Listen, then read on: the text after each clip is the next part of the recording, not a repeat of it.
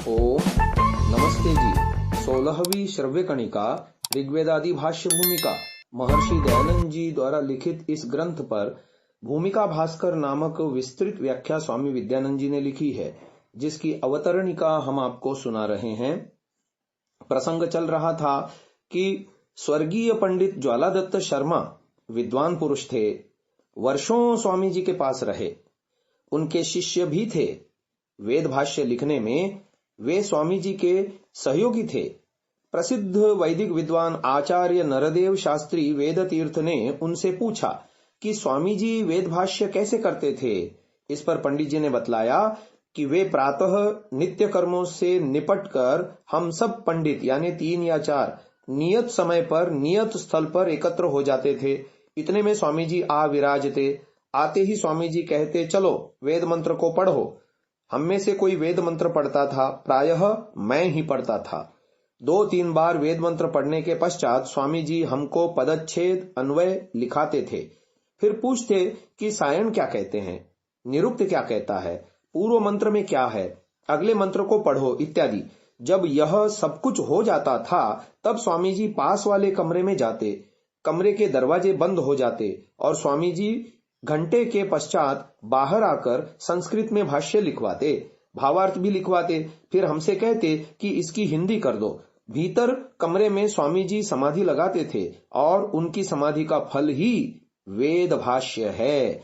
किसी किसी समय स्वामी जी आध घंटे में ही बाहर आ जाते थे।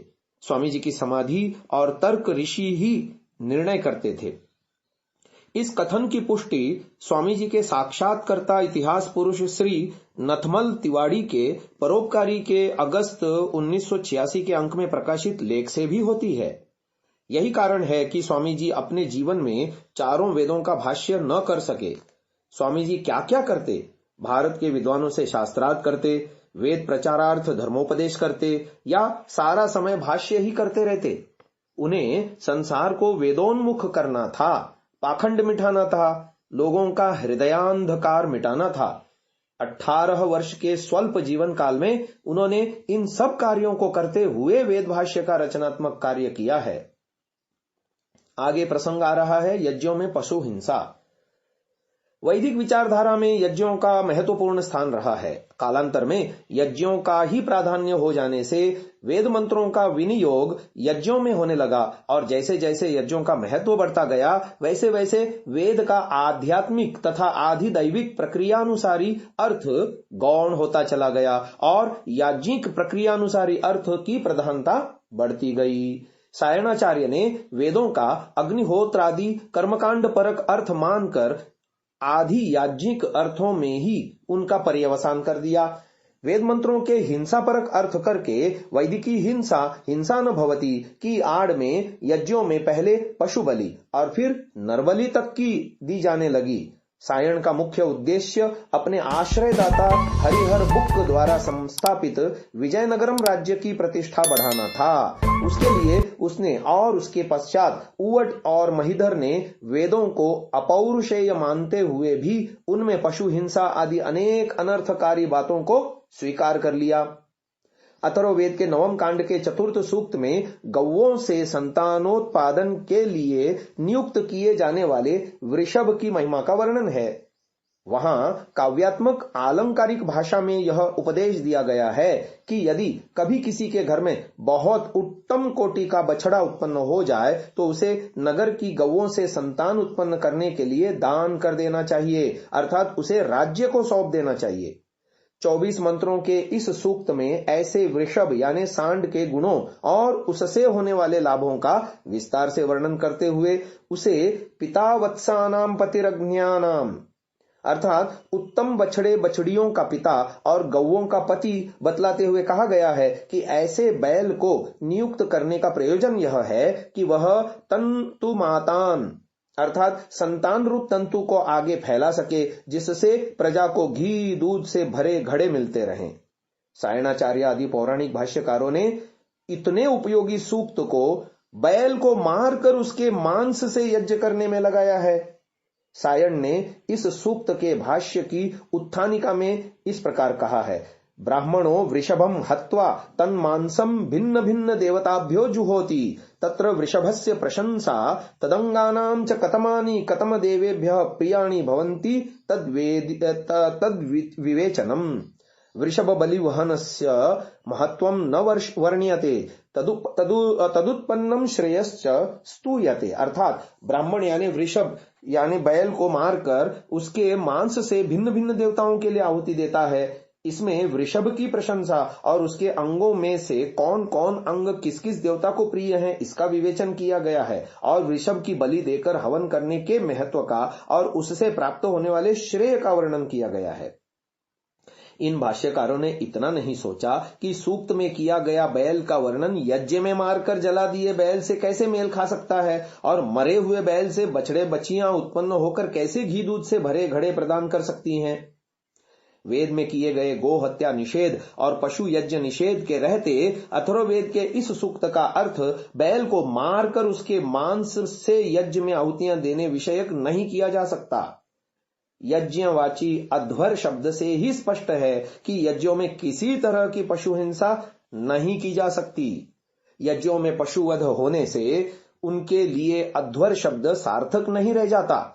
अध्वर शब्द की व्युत्पत्ति करते हुए निरुक्तकार यास्काचार्य लिखते हैं, अध्वर इति यज्ञ नाम ध्वरति हिंसा कर्म तत्प्रतिषेध निरुक्त 1:8। अर्थात यज्ञ का नाम अध्वर है जिसका अर्थ हिंसा रहित कर्म है। सब वेदों में यज्ञ के पर्याय अथवा कहीं कहीं विशेषण के रूप में अध्वर शब्द का प्रयोग सैकड़ों स्थानों पर पाया जाता है। यहां हम ऐसे कुछ एक स्थलों का निर्देश करते हैं, जैसे ऋग्वेद में 1:1:4, फिर 1:1:8, तदुपरांत 1:14:11, 1:19:1, 1:44:13, 1:74:1, 1:93:12, 1:10 में प्रथम से 8वें मंत्र तक, फिर 1:28:4, 1:135:3, 1:151:3 एवं 7।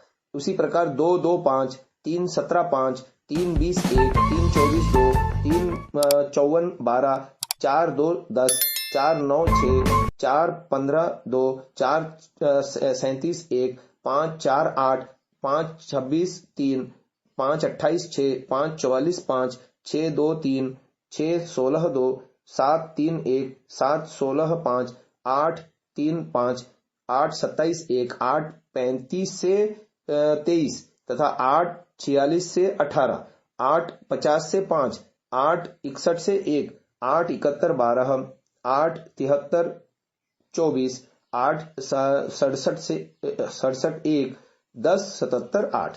यजुर्वेद में यज्ञ के पर्याय अथवा विशेषण रूप में अध्वर शब्द का प्रयोग कम से कम 43 स्थानों पर मिलता है, जिनमें से उदाहरण है 2:4, 3:11, 6:23, 6:25, 15:38 और 29:23। सामवेद में भी यज्ञ के लिए अध्वर शब्द का प्रयोग निम्नांकित तथा अन्य सैकड़ों मंत्रों में पाया जाता है। पृष्ठ संख्या पूर्वार्चिक में 1:1:2:6, 1:1:3:1, 1:1:3:12, 2:1:2:4, 2:2:1:7, उत्तरार्चिक में 6:3:14:2, 6:3:15:2, 7:3:8:1। और अथर्ववेद में भी यज्ञ के लिए अध्वर शब्द का प्रयोग निम्न निर्दिष्ट अनेकों अन्य तथा सैकड़ों मंत्रों में है जो पशु हिंसा निषेध सूचक है, जैसे 1:4:2, 3:16:6, 4:24:3, 5:12:2, 18:2:32, 19:42:4। वेदों और उनके व्याख्यान ग्रंथ ब्राह्मणों तथा श्रौत सूत्रों में अनेकत्र संज्ञापन शब्द का प्रयोग हुआ है, जिसका अर्थ मारना मानकर वैदिक साहित्य में सैकड़ों स्थानों पर स्पष्टतः हिंसा रहित कर्म के वाचक अध्वर नाम से अभिहित यज्ञों में पशु बलि के विधान की कल्पना कर ली गई। यह शब्द संपूर्वक निजंत ज्ञा धातु से ल्युट प्रत्यय होकर बनता है। देवाभागम यथा पूर्वे संजानाना उपासते आदि शतशः प्रमाणों से सिद्ध है कि संपूर्वक ज्ञा धातु का अर्थ परिचय, प्रेम, संभूय ज्ञान आदि है। अथर्ववेद 6:74 पहला और दूसरे मंत्र के निम्नलिखित मंत्रों में संज्ञपन तथा संज्ञपयामी आदि का प्रयोग है। प्रकरण से स्पष्ट है कि इन शब्दों का अर्थ यहाँ देना, दिलाना या मेल कराना है।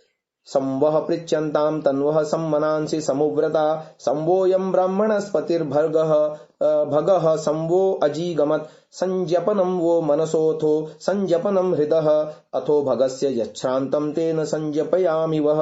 अर्थात तुम्हारे शरीर मिले हुए हों, मन संपृक्त हो, व्रत एक जैसे हो, ब्रह्मणस्पति कल्याणमय प्रभु ने तुम्हें एकत्र किया है, तुम्हारे मनों में मिलकर ज्ञान उत्पन्न हो, हृदयों में प्रेम हो, प्रभु के नाम पर किए श्रम से मैं तुम्हें उत्तम ज्ञान प्राप्त कराता हूं। तो आज की इस चर्चा को यहीं विराम देते हैं। ओम नमस्ते जी। 17वीं श्रव्य कणिका ऋग्वेदादि भाष्य भूमिका, लेखक महर्षि दयानंद जी सरस्वती, जिस पर विस्तृत भाष्य लिखने वाले स्वामी विद्यानंद जी की भूमिका भास्कर में से अवतरणिका हम आपको सुना रहे थे। गत श्रव्य कणिका में हमने बताया कि वेदों में यज्ञों में पशु हिंसा नाम मात्र भी नहीं है, अपितु भाष्यकारों ने उनके गलत अर्थ किए हैं। वो कतिपय उदाहरण दे करके हमने समझाने का प्रयास किया। तो आगे इसी बात को बढ़ा रहे हैं कि इसी प्रकार शतपथ ब्राह्मण कांड 1 अध्याय 4 ब्राह्मण 5 में एक आख्यायिका है, जिसमें मन और वाणी के बीच बड़प्पन के लिए किए गए झगड़े का उल्लेख है। और अंत में कहा है कि अतः वागुवाच अहमेव त्वच्छ्रेयस्यास्मि यद्वै त्वं वेत्थाहं तद विज्ञापयाम्यहं संज्ञापयामीति। वाणी कहती है बड़ी तो मैं ही हूं, तुझे तो ज्ञान ही ज्ञान है, तेरा वह ज्ञान किस काम का? जो तू कुछ जानता है उसे प्रकट तो मैं करती हूं, मैं ही उसे दूसरों को अच्छी प्रकार जतलाती हूं। संज्ञापयामी। प्रायः अग्निशोम के प्रकरण में संज्ञापन का अर्थ बकरे को काटना किया जाता है। संज्ञापन का अर्थ सम्यक ज्ञान कराना तो है ही, यदि कथनचित दुर्जनतोष न्याय से उसका अतिरिक्त अर्थ काटना भी मान लिया जाए तो भी सैंधवमानय की तरह जो अर्थ प्रकरण संगत होगा वही तो माना जाएगा ना। अग्निशोम में पशु संज्ञापन के पश्चात वाचमते शुंधामी, चरित्रांस्ते शुंधामी, वाक्त आप्यायताम आदि जितने शब्द हैं वे सब सम्यक ज्ञान के अधिक अनुकूल हैं। चरित्रांस्ते शुंधामी, तेरा चरित्र या चाल चलन सुधारता हूं की संगति पशुवध से नहीं हो सकती। पशु प्रकृति मूढ़ बालक आदि को सम्यक ज्ञान कराने में ही हो सकती है। यज्ञों में पशु हिंसा के समर्थक प्रजापतये पुरुषान हस्तिन आलभते, यजुर्वेद 24-29 आदि वाक्यों को उद्धृत करते हैं। आलंभ का हिंसा परक अर्थ सर्वथा अज्ञान मूलक है। आंग पूर्वक लब धातु से आलंभ शब्द निष्पन्न हुआ है, जिसका अर्थ स्पर्श करना या अच्छी प्रकार प्राप्त करना है। निघंटु अथवा धातु पाठ आदि में वधार्थक धातुओं में आलभ का उल्लेख कहीं नहीं हुआ है। इसी संदर्भ में मनुस्मृति अध्याय 2 में ये श्लोक द्रष्टव्य है। वर्जयेन मधुमांसं च गंधम माल्यम रसान स्त्रियः शुक्तानि यानि सर्वाणि प्राणिनां चैव हिंसनम द्यूतं च जनवादं च परिवादं तथा नृतं स्त्रीणां च प्रेक्षणालंभमुपघातं परस्य च।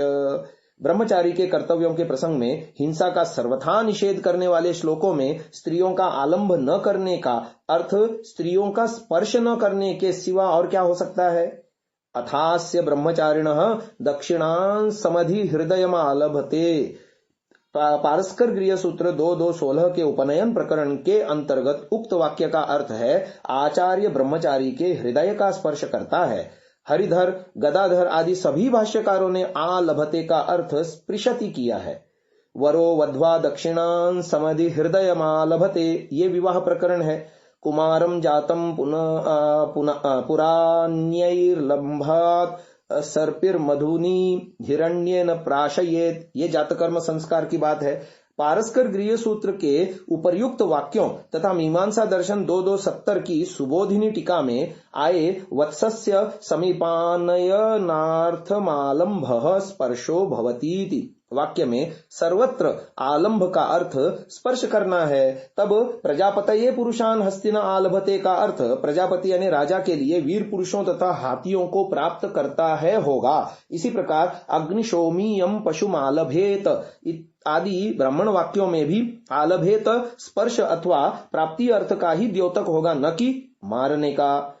अवदान शब्द डुदाय दाने, दो अवखंडने, देय रक्षणे आदि अनेक धातुओं से सिद्ध होता है तथा यज्ञ में भिन्न भिन्न निमित्तक हवि के लिए प्रयुक्त होता है। वर्तमान मीमांसक लोग इसे दो अवखंडने से सिद्ध मानकर पशु के विभिन्न अंगों को काट काट कर यज्ञाग्नि में होम करते हैं, परंतु शतपथ ब्राह्मण के उपज्ञाता याज्ञवल्क्य स्वयं इस शब्द को देय रक्षणे से निष्पन्न मानते हैं। यह संदर्भ शतपथ कांड 1 अध्याय 7 में आए तदेनांस्तदवदयते से स्पष्ट है। याज्ञवल्क्य कहते हैं तदेनांस्तदवदयते तस्माद् यत्किंचनाग्नौ जुह्वति तदवदानम नाम, अर्थात आहुतियों का नाम अवदान इसलिए है क्योंकि वे रक्षा करती हैं, ऋण के बंधन से बचाती हैं। मुख्यतः यज्ञ के पर्याय मेध शब्द को अश्वमेध, गोमेध, अजमेध, पुरुषमेध आदि शब्दों में देखकर वैदिक यज्ञों में पशु हिंसा विधान का भ्रम हुआ है। वस्तुतः वेदों में तो अश्वमेध शब्द के सिवा अन्य किसी शब्द का प्रयोग ही नहीं हुआ है। मेध्री धातु के मेधा संगमनयोर हिंसायाम इस धातु पाठ के अनुसार शुद्ध बुद्धि को बढ़ाना, लोगों में एकता या प्रेम को बढ़ाना और हिंसा ये 3 अर्थ हैं, परंतु जिस धर्म और समाज में अहिंसा को सर्वोच्च स्थान प्राप्त हो वहां मात्र हिंसा परक अर्थ मानकर निरीह पशुओं की हत्या का विधान सर्वथा असंगत है। पुरुषमेध, पुरुष यज्ञ तथा नृयज्ञ तीनों पर्यायवाची हैं। मनुस्मृति में नृयज्ञ की व्याख्या नृयज्ञों अतिथि पूजनम मनुस्मृति 370 कहकर की गई है। नृयज्ञ व नरमेध से यज्ञों में मनुष्य की बलि देना अभिप्रेत न होकर उत्तम विद्वानों की पूजा करना है।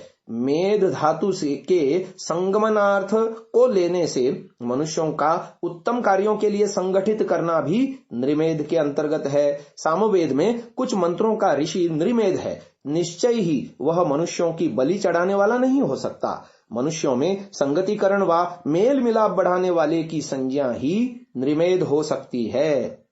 अश्वमेध, अजमेध तथा गोमेध को भी प्रचलित अर्थों में ग्रहण नहीं किया जा सकता। शतपथ ब्राह्मण 13 से 1 से 6 तथा 3 में कहा गया है राष्ट्रम व अश्वमेध वीर्यम व अश्वः, अर्थात अश्व शब्द राष्ट्र तथा वीर्य का वाचक है।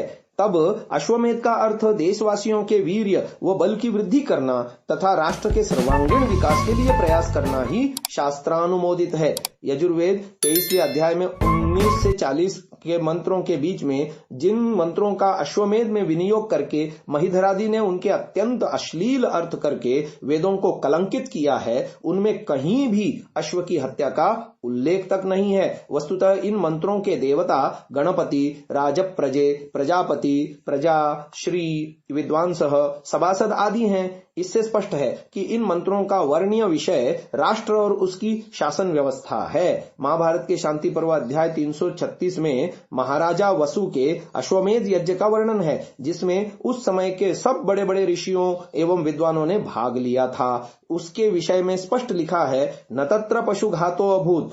वहीं आगे चलकर अध्याय 337 में अजमेध के विषय में लिखा है अजैर यज्ञेषु यष्टव्यमिति वै वैदिकी श्रुति अज संज्ञानि बीजानि छागान नो हन्तुमर्हथ नैषः धर्मः सताम देवा यत्र बाध्येत वै पशुः, अर्थात वैदिक साहित्य में जब अजों से यज्ञ करने को कहा जाता है तो वहां अज नामक बीजों से तात्पर्य होता है। बकरों का वध करना उचित नहीं, पशुओं की हत्या करना भले आदमियों का धर्म नहीं है। संपूर्ण वैदिक साहित्य में यत्र तत्र सर्वत्र गोवध को महापाप माना गया है। जैसे यज्ञ की संज्ञा अध्वर यानी हिंसा रहित कर्म है, वैसे ही गौ की संज्ञा अग्निया यानी न मारने योग्य है। अतएव वेद में तथा अन्यत्र गोवध करने वाले के लिए प्राण दंड तक का विधान है। ऐसी अवस्था में गोमेध के नाम पर गौ की हत्या करने की तो कल्पना भी नहीं की जा सकती ना। वस्तुतः गो शब्द अनेकार्थक है, इसलिए गोमेध के वाणी का संस्कार करना, पृथ्वी को कृषि योग्य बनाना, गौ से प्राप्त होने वाले घी दूध आदि की वृद्धि करना तथा उपलक्षण से पशु मात्र के पालन पोषण की व्यवस्था आदि अनेक अर्थ हो सकते हैं। तो यज्ञ के प्रकरण में जहां कहीं पशु शब्द से संबंध रखने वाले नाम आए हैं, उन सबका तात्पर्य अन्न से है, चतुष्पाद पशु से नहीं। वेद में अन्नमय पशु के होम का ही विधान है। द्व्यर्थक शब्दों से जो भ्रम हो सकता है उसका निराकरण वेदों तथा अन्य ग्रंथों ने स्वयं कर दिया है। अथर्ववेद 18:4-32 में लिखा है धानाधेनुरभवद वत्सोस्यास्तिलो भवत, अर्थात धान ही धेनु है और तिल उनके बछड़े हैं। धान अनेक प्रकार के होते हैं, इसलिए अनेक धानों के नाम भी बता दिए गए हैं। जैसे एनिर्धाना हरिणी श्येनिरस्य कृष्णाधाना रोहिणीर्धेनवस्ते तिलवत्सा ऊर्जमस्मयी, अर्थात एनी, हरिणी, श्येनी, कृष्णा और रोहिणी आदि धान धेनु हैं, इनके तिल रूपी बछड़े हमें बल दें। इसी प्रकार मांस आदि शब्दों के विषय में भी अथर्ववेद में बहुत सारी बातें लिखी हैं। हम आपको कल की श्रव्यकणिका में वो सारा सिलसिलेवार बताएंगे। आज इसको यहीं विराम देते हैं। ओम नमस्ते जी। 18वीं श्रव्यकणिका ऋग्वेदादि भाष्य भूमिका, लेखक महर्षि दयानंद जी सरस्वती, जिस पर भूमिका भास्कर नाम से स्वामी विद्यानंद जी ने विस्तृत भाष्य लिखा है, हम उसकी अवतरणिका आपके समक्ष रख रहे हैं। गत श्रव्यकणिका में प्रसंग आया था कि जो पशु नाम से जहां कहीं भी वर्णन है वहां धान्य की बात आई है। तो कुछ प्रमाण हम आपको दे रहे थे कि एणिर्धाना हरिणी स्येनिरस्य कृष्णा धाना रोहिणीर्धेनवस्ते तिलवत्सा ऊर्जमस्मयी, यह अथर्ववेद 18:4-34 में लिखा है। अर्थात एणी, हरिणी, श्येनी, कृष्णा और रोहिणी आदि धान धेनु हैं, इनके तिल रूपी बछड़े हमें बल दें। इसी प्रकार मांस आदि शब्दों के विषय में अथर्ववेद में आया है, अश्वाह कणा गावस्तंडुला मशकास्तुषाः 11:3-5 तथा श्याममयोस्य मांसानि लोहितमस्य लोहितम 11:3-7, अर्थात चावल के कण अश्व हैं, चावल गौ हैं, भूसी मशक है, चावलों का श्याम भाग मांस और लाल भाग रुधिर है। अन्य सैकड़ों शब्द ऐसे हैं जो आपाततः पशुओं के नाम प्रतीत होते हैं, परंतु आयुर्वेद के ग्रंथों से स्पष्ट है कि पशु संज्ञक नाम तथा उनके अवयव प्रतीत होने वाले शब्द वास्तव में वनस्पतियों तथा औषधियों के वाचक हैं। इतना ही नहीं, वेद के व्याख्यान ब्राह्मण ग्रंथों प्रक्षिप्त अंशों को छोड़कर ने भी कतिपय द्वय अर्थक शब्दों का निर्वचन किया है। उदाहरण के लिए शतपथ ब्राह्मण 1-2-3-8 के अनुसार यदा पिष्टान्यथ लोमानि भवन्ति, यदाप आनयत्यथ त्वग् भवति, यदा संयौत्यथ मांसं भवति, एषो सा संपद्यदाहुः पांक्तः पशुरिति। अर्थात आटे की लोम संज्ञा है, पानी मिलने पर वह चर्म कहलाता है और गूंथे जाने पर उसकी संज्ञा मांस होती है। इस प्रकार पके हुए पदार्थ का नाम पशु है। महाभारत में निर्णायक घोषणा है कि श्रूयते ही पुराकल्पे नृणाम व्रीहिमयो पशु येना यजंत यज्वानः पुण्यलोकपरायणाः। मनुस्मृति नहीं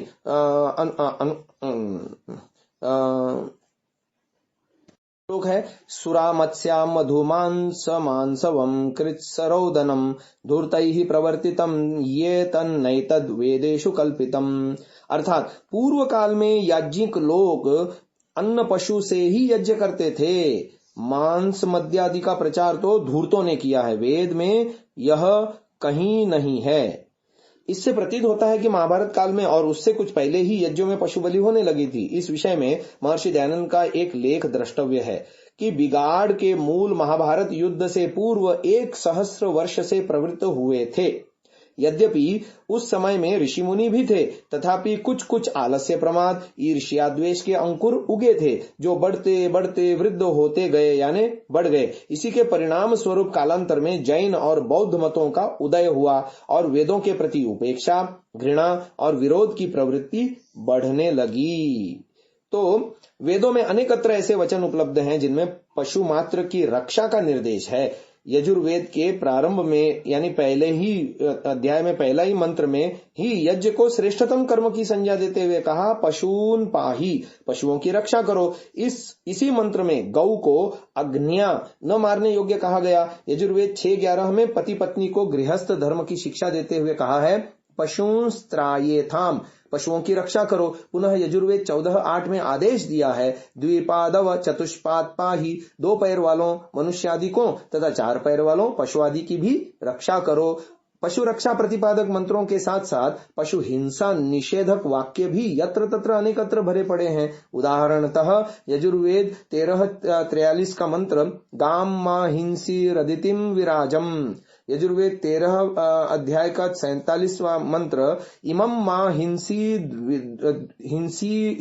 द्विपादम पशुम, और यजुर्वेद के 13वें अध्याय का 48वां मंत्र इमं मा हिंसीरेक शफम पशुम क्रनिक्रदम वाजिनम वाजिनेशु।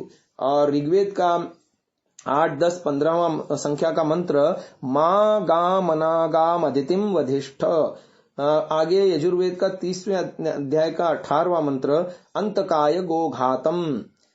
फिर आगे उसी में ऋग्वेद में आया है कि यदि नो गाम हंसी यद्यश्वम यदि पुरुषम तंत्वा सीसेन विद्यामो यथा नो सौ अवीरहा।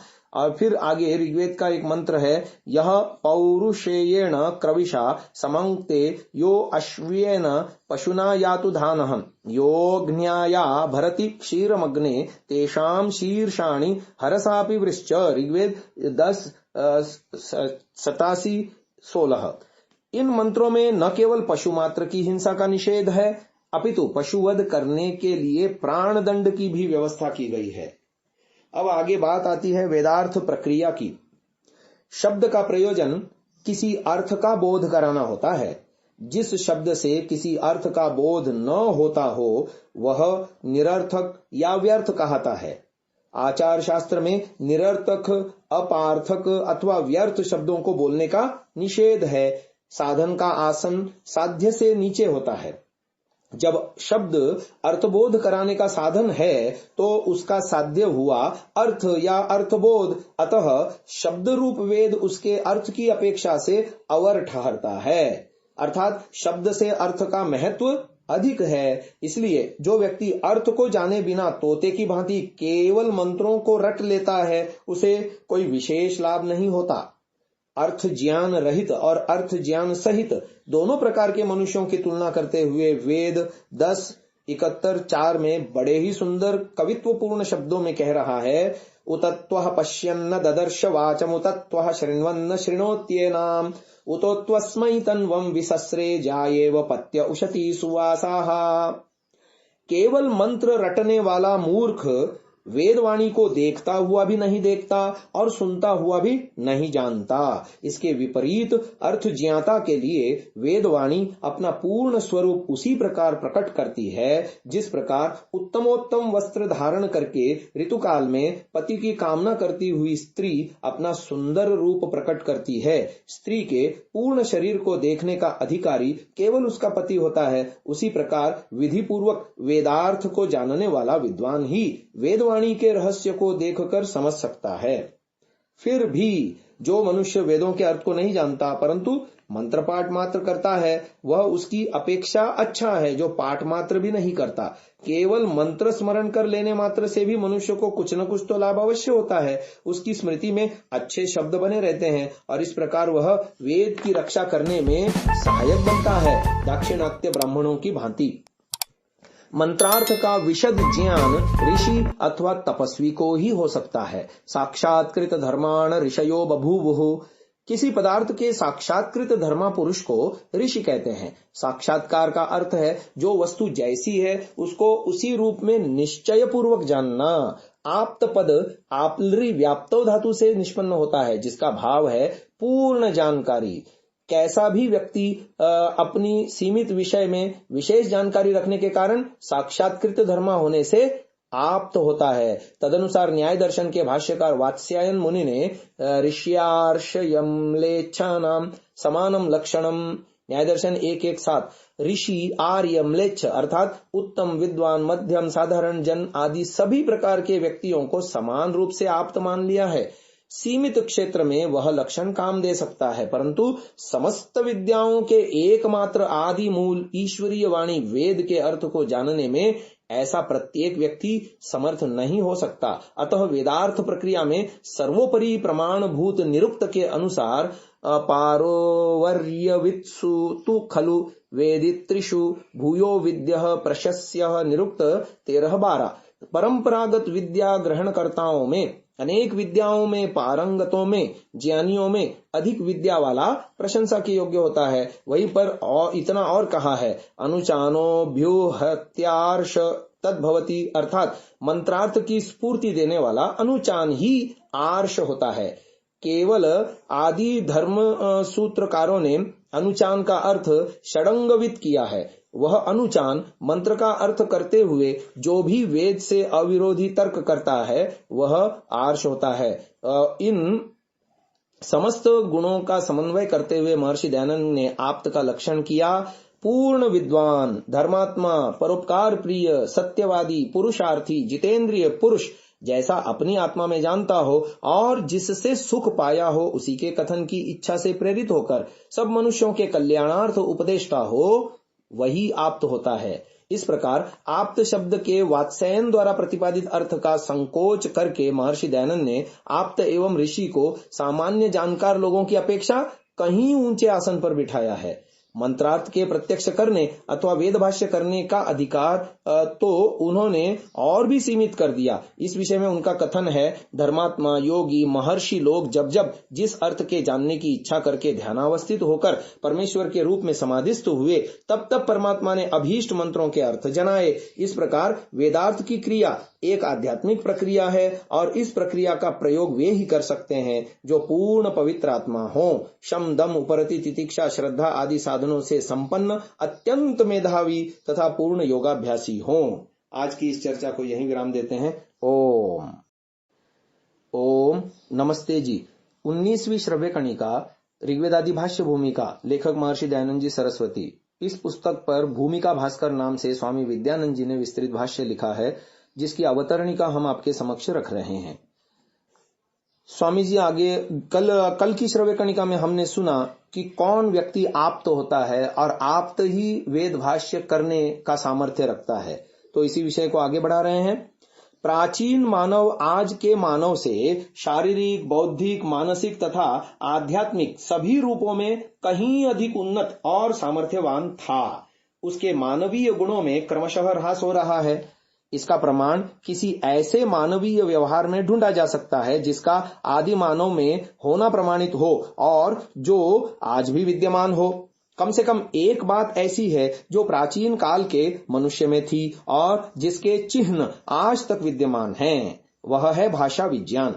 प्राचीनतम भाषा की तुलना आधुनिकतम भाषा से की जा सकती है। तुलनात्मक अध्ययन से यह स्पष्ट हो जाता है कि वैदिक भाषा संस्कृत, प्राकृत तथा ग्रीक, लैटिन आदि पाश्चात्य भाषाओं से भाव प्रकट करने में अधिक सक्षम, अधिक उच्चारणों को अंकित करने में समर्थ और वैज्ञानिक आधार पर अधिक गठित थी। वर्तमान भाषाएं उच्चारण करने में सुगम और स्मरण करने में सुसाध्य तो हैं, परंतु न तो उनमें प्राचीन भाषाओं का सा लालित्य और भावाभिव्यक्ति की क्षमता है और न थोड़े में बहुत कहने का सामर्थ्य रखते हैं। उनमें अक्षरों की संख्या कम होती जा रही है। स्मरण शक्ति में कमी हो जाने से मनुष्य विभक्ति रहित भाषाओं का निर्माण कर रहा है। किसी भी भाव को प्रकट करने के लिए ढेरों शब्दों का प्रयोग करना पड़ता है। यह सब मानव सामर्थ्य में ह्रास के लक्षण हैं। यही सिद्धांत ज्ञान विज्ञान के क्षेत्र में भी लागू होता है। वेदों की तो बात ही क्या, पदार्थ विज्ञान प्रतिपादक वैशेषिक तथा सांख्य दर्शन की बारीकियों को भी समझने का सामर्थ्य आज का मानव खो बैठा है। आदिकाल में धर्म का साक्षात करने वाले ऋषि थे। वे स्वयं आगत विज्ञान थे। उन्हें मंत्र और ज्ञान के तत्व स्वयं ज्ञात हुए। इस प्रकार सृष्टि के आरंभ में जिन ऋषियों ने परमेश्वर के ज्ञान वेद का साक्षात्कार किया, उनका ज्ञान उपदेश द्वारा आगे बढ़ा। सर्गादि में जब मानव बुद्धि निर्मल और स्मृति धारणा शक्ति से युक्त थी, तब सत्व शुद्ध तेज से दैदीप्यमान अपरिमित सामर्थ्य वाले विद्वान सीधे वेदों से ही सब तरह का ज्ञान प्राप्त कर लेते थे। उस समय वेद को छोड़कर अन्य कोई शास्त्र न था। जब उत्तर काल में मानव क्रमशः सत्वहीन, अल्पमति, प्रवर्धमान रजोगुण तथा तमोगुण से अभिभूत होने लगे और उपदेश द्वारा भी वेद में विद्यमान विद्याओं को ग्रहण करने में असमर्थ हो गए, तब विस्तार पूर्वक सुगम उपाय से विविध विद्याओं का ज्ञान कराने के लिए विविध शास्त्रों की रचना की गई। इस शास्त्रावतार रूप इतिहास का निरुक्तकार यास्काचार्य 1:20-2 में इस प्रकार प्रतिपादन किया है। साक्षात्कृत धर्मान् ऋषयो बभूवुस्तेवरेभ्यो असाक्षात्कृत धर्मभ्य उपदेशेन मंत्रान् संप्रादुः उपदेशाय ग्लायन्तोवरे बिल्मग्रहणायेमं ग्रंथम समाम्नाशिशुर्वेदं च वेदांगानि च। अर्थात सृष्टि के आरंभ में साक्षात्कृत धर्मा मंत्रार्थ को साक्षात करने वाले ऋषि हुए थे। उन्होंने असाक्षात्कृत धर्मा यानी मंत्रार्थ को साक्षात न जानने वाले मनुष्यों के लिए उपदेश से मंत्रों के अर्थ जताए। उत्तर काल में अथवा हीन मेधा वाले उपदेश से ग्लानि करते हुए उपदेश मात्र से न समझ सकने वाले ऐसे लोगों ने वेद तथा वेदांगों का अभ्यास किया।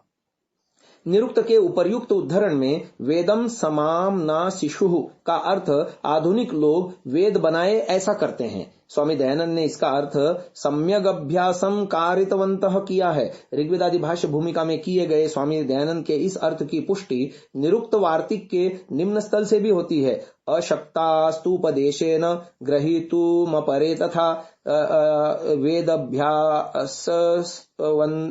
वेदमभ्यस्तवन्तस्ते वेदांगानि च यत्नतः। अर्थात जब लोग उपदेश मात्र से वेद को ग्रहण करने में असमर्थ हो गए तब उन्हें वेद तथा वेदांगों का साथ साथ अभ्यास कराना प्रारंभ किया और वे अभ्यास करने लगे। वहीं पर उपदेश शब्द का अर्थ भी इस प्रकार प्रकट किया है। उपदेशश्च वेद व्याख्या यथोक्तम अर्थोऽयमस्य मंत्रस्य ब्राह्मणस्यायमित्यपि व्याख्यैवात्रोपदेशस्यात् वेदार्थस्य विवक्षितः। अर्थात यहाँ उपदेश का अर्थ वेद की व्याख्या है। वेदम च वेदांगानि च का अर्थ है वेदमभ्यस्तवन्तस्ते वेदांगानि च यत्नतः। कैसा स्पष्ट लेख है। यास्काचार्य के मत का समर्थन करते हुए महर्षि याज्ञवल्क्य ने बृहद योगी याज्ञवल्क्य स्मृति 12:2 में लिखा है, दुर्बोधम तु भवेद्यस्मादध्येतुं नैव शक्यते तस्मादुद्धृत्य सर्वं हि शास्त्रं तु ऋषिभिः कृतम्। अर्थात जिनके लिए ज्ञान दुर्बोध्य हुआ और जो वेदों का अध्ययन न कर पाए उनके लिए वेदों से लेकर ऋषियों ने सब शास्त्र बनाए। वेदार्थ को जानने के लिए वेदांग, उपांग तथा ब्राह्मण आदि ग्रंथ हैं। वेद विद्या के प्रसार के लिए निरुक्तकार ने उपर्युक्त 3 ऐतिहासिक स्तर बताए, साक्षात्कार, मंत्रोपदेश तथा वेदांग समामनान। निरुक्त के पाठ से ऐसा प्रतीत होता है कि वेदांग समामनान भी साक्षात्कृत धर्मा ऋषियों ने ही किया। हरित धर्म सूत्र में स्नातक के प्रकरण में वेदांग तथा गोपत ब्राह्मण 1:27 में षडंगविद स्मृत है। तैत्तिरीय आरण्यक 2:9 में वेदांगों को स्पष्ट उल्लेख है। उपलब्ध ब्राह्मणों से बहुत पहले वाल्मीकि रामायण में अनेकत्र वेदांगों की चर्चा है। आरंभ वाल्मीकि रामायण में 1:14 बाल्यकांड में ही राम को वेद वेदांग तत्वज्ञ बताया गया है। इसी कांड में अन्यत्र 5:23 अयोध्या के ब्राह्मणों को भी वेद षडंग पारगई ही कहा गया है। पुनः सर्ग 14:24 श्लोक 21 में राजा दशरथ के सभा के सदस्यों के विषय में कहा, ना षडंग विदत्रासित, अर्थात उनमें कोई भी षडंग ज्ञान से रहित नहीं था।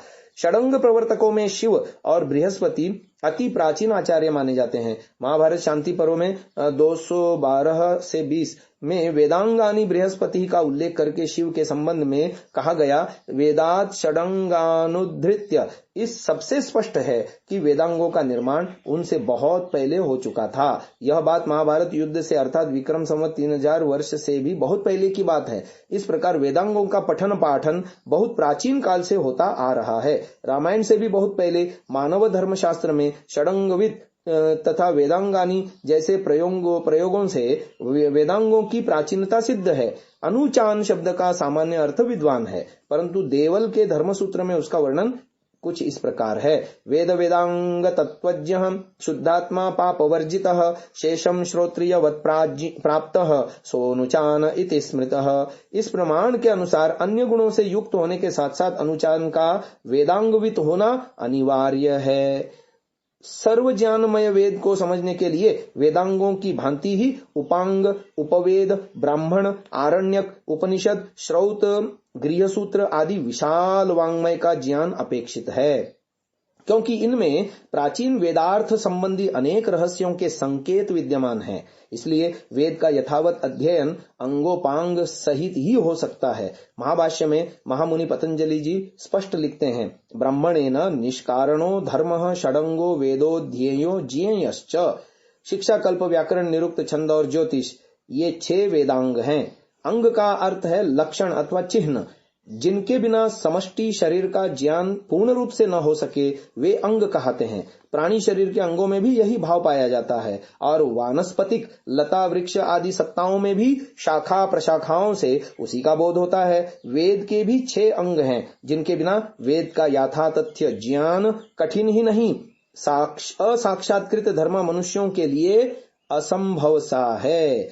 अब आगे वाली श्रव्य कणिका में, आने वाली श्रव्य कणिका में हम वेदों के ये जो 6 अंग हैं उसके विषय में विस्तृत चर्चा करेंगे। आज की इस चर्चा को यहीं विराम देते हैं। ओम ओम नमस्ते जी।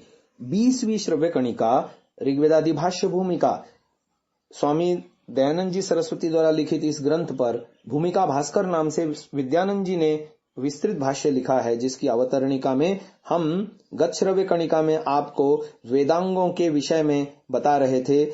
उसका भूमिका थोड़ी सी बांधने के बाद लेखक ने एक एक अंग को ले रहे हैं, जिसमें प्रथम है शिक्षा।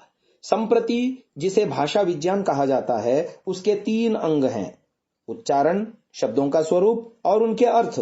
भारतीय मनीषियों ने भाषा शास्त्र के तीनों अंगों के निरूपण के लिए क्रमशः शिक्षा, व्याकरण तथा निरुक्त शास्त्र का अन्वाख्यान किया है।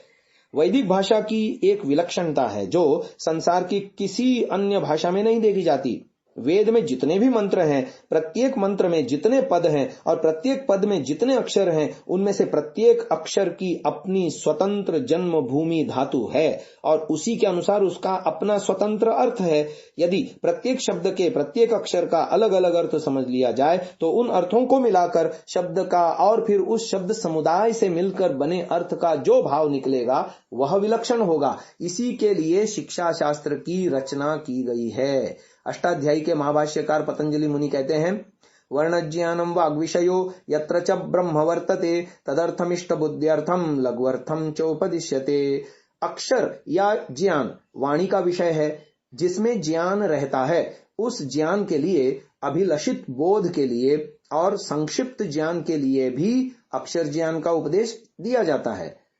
अर्थवंतो वर्णा धातु प्रातिपदिक प्रत्यय निपातानाम अनेक वर्णानामर्थ निदर्शनात् धातव एक वर्णा दृश्यन्ते प्रातिपदिकान्येक वर्णान्यर्थवन्तः निपाता एक वर्णा अर्थवन्तः। ये महाभाष्य में आया। सभी अक्षर अर्थ वाले होते हैं। धातु, प्रातिपदिक, प्रत्यय और निपातों में भी एक एक अक्षर अर्थ वाला देखा जाता है। सब एक अक्षर वाले धातु अर्थ वाले हैं। प्रातिपदिक एक एक अक्षर वाला होने पर भी अर्थ रखता है और एक एक अक्षर रखने वाले निपात भी अर्थ वाले हैं।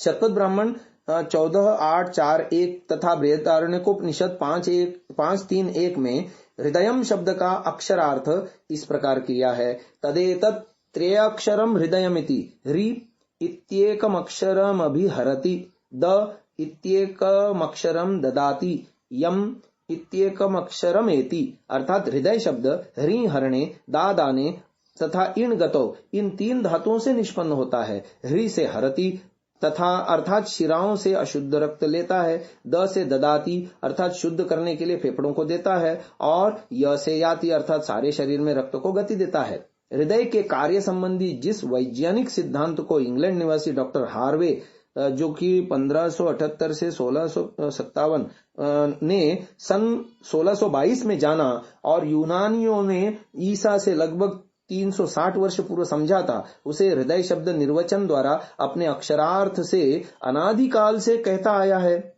मस्तिष्क को भी हृदय कहते हैं क्योंकि वह भी ये तीनों कार्य करता है, यानी ज्ञान संवेदन तंतुओं के द्वारा ज्ञानेन्द्रियों से सूचना ग्रहण करता, क्रिया यानी प्रेरक तंतुओं के माध्यम से कर्मेंद्रियों को कर्म में प्रवृत्त कराने के लिए आवश्यक आदेश देता और इस प्रकार शरीर को गतिशील रखता है। जगत को उत्पत्ति ज माने जायते उत्पन्न होता है, स्थिति माने त तिष्ठति ठहरता है और प्रलय माने ग गच्छति चला जाता है अर्थात सदा रहता नहीं। के कारण जगत नाम से पुकारते हैं। सम उत्पूर्वक द्रुगतौ धातु से समुद्र बनता है। समभिद्रवत्येन मापः, धरती का सारा जल नदी नालों के रूप में उसकी ओर दौड़ता है, और फिर समभिद्रवत्यस्मादापः, वर्षा के द्वारा उससे जल प्राप्त होता है, इसीलिए उसे समुद्र कहते हैं। अंतरिक्ष को भी समुद्र कहते हैं क्योंकि वह वाष्प रूप में धरती को जल देता है। छांदोग्य उपनिषद 3:12-1 में गायत्री का निर्वचन करते हुए बताया है, वाग वै गायत्री, वाग वा इदम सर्वम भूतम गायती त्रायते च, अर्थात वाणी ही गायत्री है क्योंकि वही इस समस्त विश्व का गान करती और उसकी पालना एवं रक्षा करती है। इसलिए शिक्षा को सबसे पहले अंग के रूप में प्रतिष्ठित किया गया।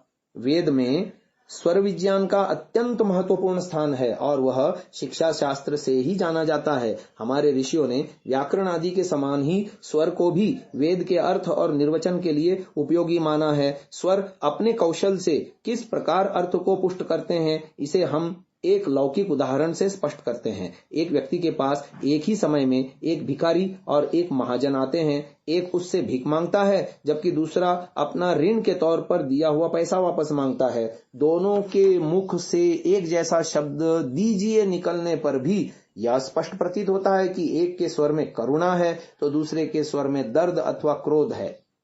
दोनों के स्वरों में अंतर जानना हो तो उन्हें सारंगी के स्वरों में निकाल कर देखिए, तुरंत मालूम हो जाएगा कि दोनों की सरगम भिन्न भिन्न है। आजकल संगीत लिपि, जैसे अंग्रेजी में नोटेशन कहते हैं, सर्वत्र प्रचलित है। वेद मंत्रों पर अंकित स्वर अपने शब्द का अर्थ निश्चित करने में सहायक होते हैं। संगीत की भाषा में उच्चैर निषाद गांधारौ नीचैर ऋषभ धैवतौ शेषास्तु स्वरिता ज्ञेयाः षडज मध्यम पंचमाः। याज्ञवल्क्य शिक्षा में यह श्लोक आया। जो निषाद और गांधार स्वर हैं, वेद में उदात्त स्वर हैं। ऋषभ और धैवत अनुदात्त और शेष षड्ज मध्यम और पंचम स्वरित हैं। अनुदात्त स्वर का बोध नीचे पड़ी रेखा से होता है, आड़ी रेखा से, और स्वरित का ऊपर खड़ी रेखा से। उदात्त बिना चिन्ह के होता है। क्या शिक्षा ग्रंथों में, क्या प्रातिशाख्यों में, क्या निरुक्त में और क्या पाणिनि की अष्टाध्यायी में सर्वत्र स्वर को ध्यान में रखकर अर्थ करने की प्रेरणा की गई है। परंतु यह स्वर वेदार्थ में किस प्रकार सहायक होता है, इसे बहुत कम लोग आजकल जानते हैं। अनेकार्थक धातुओं से निष्पन्न शब्दों की अनेकार्थता ही वेद मंत्रों की अनेकार्थता का कारण है और मंत्रों की अनेकार्थता ही वेदों की अनंतता में हेतु है। परंतु मंत्रों में पठित शब्द का नियमन स्वर विज्ञान के बिना नहीं हो सकता। मां शब्द का अर्थ निषेधात्मक न भी है और माम यानी मुझको भी है। कहां कौन सा अर्थ अभीष्ट है, इसका निर्धारण स्वर से ही होगा। अनुदात्त होने पर वह माम यानी सर्वनाम का बोधक होगा और उदात्त होने पर निषेधात्मक न का वाचक होगा। इस संदर्भ में महाभाष्य 1:1:1 की यह उक्ति अत्यंत महत्वपूर्ण है। मंत्रो ही न स्वरतो वर्णतो वा मिथ्या प्रयुक्तो न तमर्थमाह स वाग वज्रो यजमानम हिनस्ति यथेन्द्र शत्रु स्वरतोपराधात। जो मंत्र स्वर या वर्ण की हीनता में पढ़ा जाता है वह मिथ्या प्रयुक्त होने से ठीक अर्थ को प्रकट नहीं करता। वह वाणी का वज्र बनकर प्रयोग करने वाले को ही मार डालता है। जैसे स्वर के अपराध यानी दोष से इंद्र शत्रु मारा गया। आगे इंद्र शत्रु की बात आ रही है।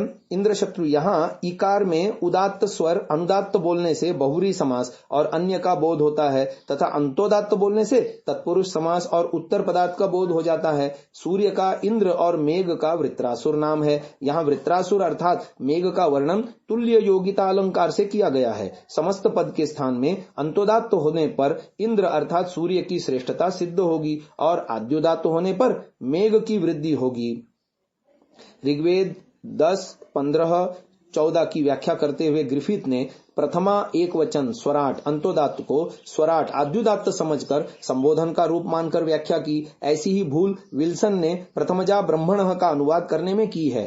पौराणिक चतुर्मुख ब्रह्मा वेद में नहीं है। यदि ऐसा अभिप्रेत होता तो ब्रह्मणः मध्योदात्त पुल्लिंग होता, परंतु स्वर बता रहा है कि वहां ब्रह्मणः आद्युदात्त होने से नपुंसक लिंग का रूप है। स्वर से लिंग भी बदल जाता है। इसलिए जिस प्रकार लौकिक संस्कृत में नपुंसक मित्रम का अर्थ सुहृद होता है, परंतु पुल्लिंग में इसका अर्थ सूर्य होता है, इसी प्रकार वेद में उसका अर्थ बैठने वाला है।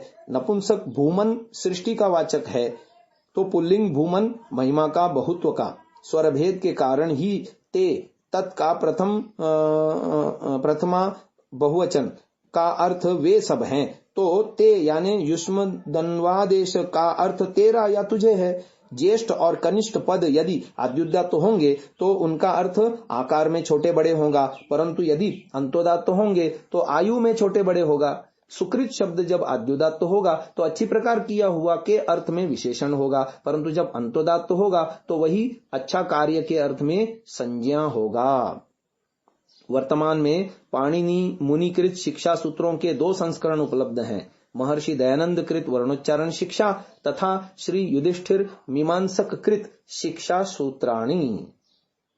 आज की इस चर्चा को हम यहीं विराम देते हैं। ओम।